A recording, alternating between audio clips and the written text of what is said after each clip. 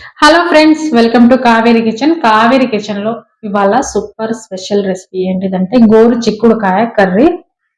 అది కూడా కుక్కర్ లో చేస్తున్నాను, అందుకే స్పెషల్ అన్నమాట. ఇక్కడ నేను గోరు చిక్కుడుకాయలు అయితే 1/2 కేజీ తీసుకున్నాను. ఇవి శుభ్రంగా వాటర్ లో 2 సార్లు క్లీన్ చేసుకోవాలి. క్లీన్ చేసుకొని కట్ చేసుకుందాం. కట్ చేసినప్పుడు మరి చిన్న ముక్కలు కాకుండా ఇలా మీడియం సైజులో అయితే కట్ చేసుకోవాలి. అప్పుడే తినేటప్పుడు బాగుంటది, మంచిగా ముక్కలు ముక్కల్లాగా ఉంటాయి అన్నమాట. ఇప్పుడు గోరుచిక్కుడుకాయ కర్రీకి సింపుల్ గా మసాలా అయితే ఇలా రెడీ చేసుకుందాం.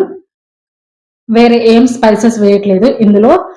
పల్లీలు, కొబ్బరి, కొంచెం అల్లం, జీలకర్ర, ధనియాలు, ఇంకా ఒక దాల్చిన చెక్క, అంతే. ఇవి కొంచెం ఫ్రై చేసుకొని పేస్ట్ లాగా చేసుకోవాలి చల్లారిన తర్వాత.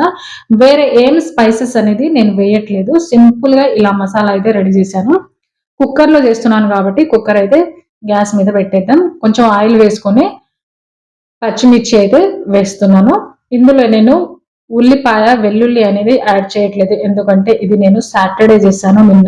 నిన్న నేను పూజ చేసుకున్నాను కాబట్టి ఉల్లిపాయ, వెల్లుల్లి అనేది తినను. ఇక్కడ మసాలా రెడీ చేసేటప్పుడు కూడా నువ్వులు యాడ్ చేయలేదు.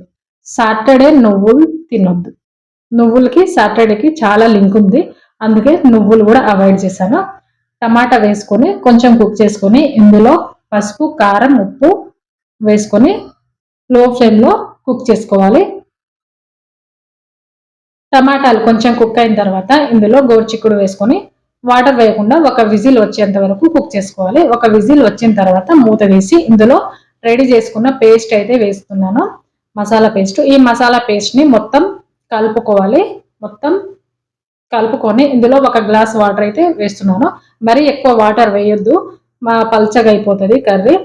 1 గ్లాస్ వాటర్ వేసుకొని 4 విజిల్స్ వచ్చేంత వరకు కుక్ చేసుకోవాలి. 4 విజిల్స్ వస్తే చాలు, కరెక్ట్గా లెక్క పెట్టుకోవాలి విజిల్స్ అనేవి.